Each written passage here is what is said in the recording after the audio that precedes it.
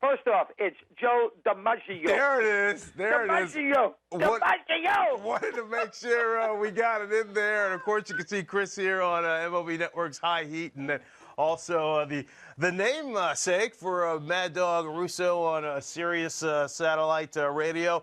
And, Chris, I mean, Joe D, I know you're a big fan of his and what he accomplished in a Yankee uniform. But just take us back to that time, because a lot of major leaguers obviously had to deal with the war that was going on as well. So this necessarily wasn't something that we didn't see, but because it basically was a function of the time of what was going on. Well, not only that, I don't think DiMaggio, he was annoyed. It wasn't Bob Feller and Hank Greenberg who, ran to go fight. DiMaggio was reluctant. He left after the 42 season. I think he ended up in Hawaii and, played basically baseball for the 2 or 3 years, came back in 46. Only had the one really unbelievable year when he came back. DiMaggio's career is really more between 36 and 42 than it is between 46 and 51. I mean, he had the one great year between 40. I think he may have won a couple of MVPs, but only one great year. And he was reluctant to go fight. He didn't want to go. I mean, DiMaggio had no interest in going whatsoever.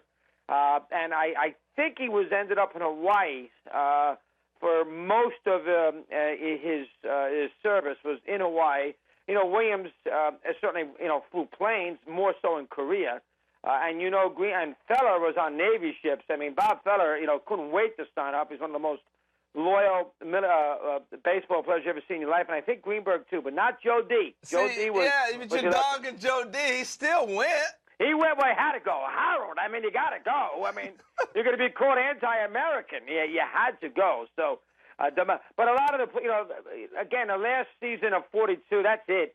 And then there's really not, I don't look at 43, 44, 45. I don't look at that necessarily as the same era of that wartime baseball. I know the Cardinals won back-to-back. I don't pay too much attention to that. I forget about those 3 years because nobody played. Matter of fact, I think Rizzuto played in Game 5 of the 42 World Series. The Cardinals beat the Yankees 4-1. I think Rizzuto hit a homer in Game 5, and he left as soon as the game was over. He left. I don't think DiMaggio left that soon, but the 42 World Series was a series that St. Louis, with a young Musial, beat the Yankees. I don't know why Musial didn't go, because I don't think Musial went right away. But DiMaggio, I believe, ended up in Hawaii. Hey, so let me ask you, on the Mount Rushmore of players, where does DiMaggio fit for you? Because clearly it sounds like you're kind of saying, hey, hold it. After he came back, it wasn't that good a player. Well, he was still good, Harold, but he wasn't if it wasn't 56-game hitting streak good. Listen, he was great. He was good in the big game. He's a great center fielder, although now people think a little overrated. You're making it sound like he was just only Mr. Coffee. Yeah, Mr. Coffee. Listen, 56-game hitting streak, played an excellent center field. He won 9-1 in the World Series. He had a couple of offensive years there that are unbelievable. Right-hand hitter at Yankee Stadium. Remember, most of those great hitters there on the Yankees, whether they be Ruth or Garrick or and Mantle, or left-handed, Mantle switch hit, we know, but left-handed. DiMaggio was right-handed, 446 to left center. The straightaway center was about 490. The monuments out there as well. Look at the monuments are on the field.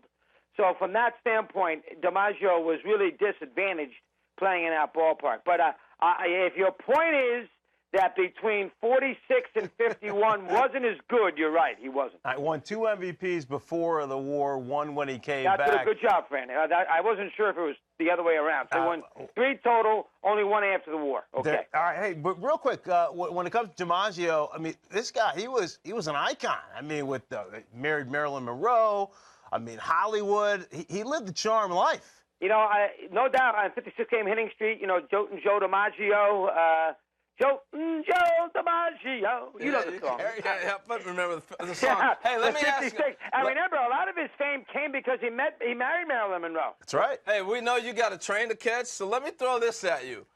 With all the Yankees are retiring numbers or giving guys plaques now. Well, geez. Who's next? Fred Stanley? How many numbers can you retire, for crying out loud? You don't like this. Oh, God, Harold, no. But they're winning championships. What are you going to do to honor them? I love Posada, but you can't retire his number. I mean, I got to deal with these retired numbers. Unless you're in the Hall of Fame, I don't want numbers retired. I mean, that's it. Come on, Harold. It's the Pettit, core four. Posada, Give me some more. Posada, Pettit, and Bernie Williams were going to retire those 3 numbers? That is ridiculous. So let me get, while you're fired up, in this giant run that they're in, we're going to talk about this a little bit later. How many guys on the Giants do you think they should maybe retire their number? Their current Giants, when it's all said and done. I want them in the Hall of Fame. When you are a Giant Hall of Fame, when you're a Hall of Famer, then we can start retiring numbers. You're retiring so many of these numbers.